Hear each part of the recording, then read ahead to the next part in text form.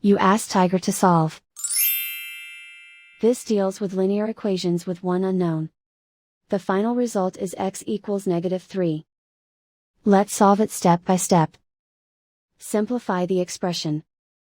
Expand the parentheses.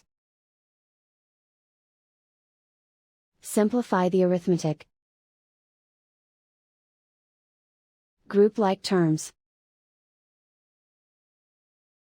Multiply the coefficients. Group all constants on the right side of the equation.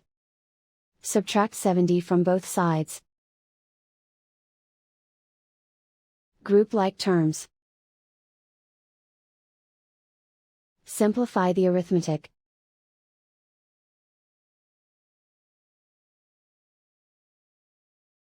Isolate the x. Divide both sides by -10. Cancel out the negatives. Simplify the fraction. Move the negative sign from the denominator to the numerator. Find the greatest common factor of the numerator and denominator. Factor out and cancel the greatest common factor. And so the final result is x equals -3.